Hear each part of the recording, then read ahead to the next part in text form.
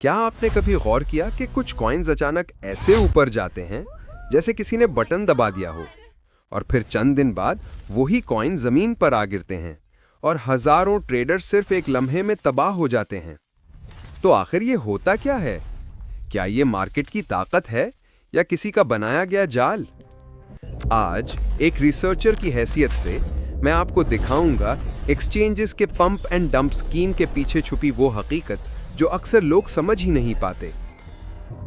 Pump and dump एक बहुत पुरानी तकनीक है जिसमें कीमत को मसनूई तौर पर बढ़ाया जाता है ताकि आम लोगों को लालच में लाकर अंदर फंसाया जा सके।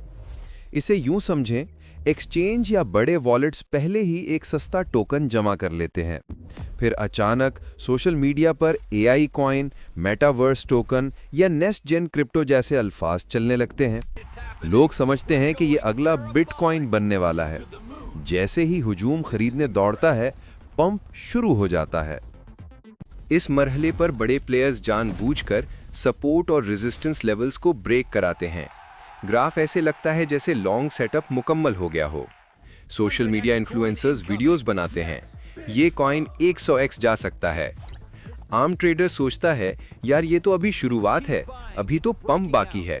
लेकिन दरअसल यही वो लम्हा होता है जब बड़े वॉलेट्स अपनी बेचने की तैयारी कर रहे होते हैं। जैसे ही कीमत ऊपर पहुंचती है, वही प्लेयर्स जो पहले खरीद चुके थे शॉर्ट खोल लेते हैं। लिक्विडिटी कम होती है, वॉल्यूम एकदम ड्रॉप होता है और अगले ही लम्हे डंप शुरू होता है। कीमत नीचे आती है, सपोर्ट टूटती है, स्टॉप लॉस एक एक करके हिट होते हैं और आखिर में आम ट्रेडर स्क्रीन पर सिर्फ एक चीज देखता है, -70% डाउन।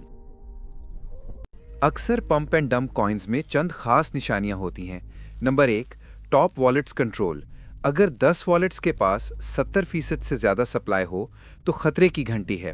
नंबर 2, लिस्टिंग से पहले हरकत। लिस्टिंग से पहले अगर लाखों टोकन इधर उधर भेजे जाएं तो समझ जाएं खेल शुरू हो चुका है।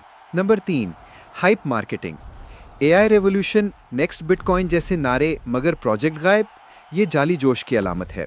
नंबर 4, जाली वॉल्यूम। ग्राफ पर रश दिखे मगर खरीदार असल में कोई नहीं। नंबर 5, डंप का पैटर्न।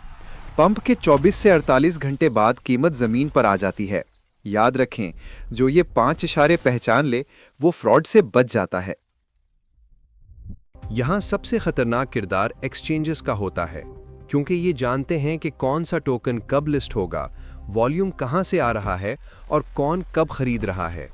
बाज औकात तो ये खुद वॉश ट्रेडिंग करते हैं, यानी वही वॉलेट्स खुद से खरीदो फरोख्त करके जाली वॉल्यूम बनाते हैं ताकि लोगों को लगे कि ये कॉइन तो रॉकेट बनने वाला है, मगर असल में ये डिजिटल फ्रॉड है। अगर आप एक हकीकी ट्रेडर हैं तो कभी भी सिर्फ हाइप पर यकीन ना करें।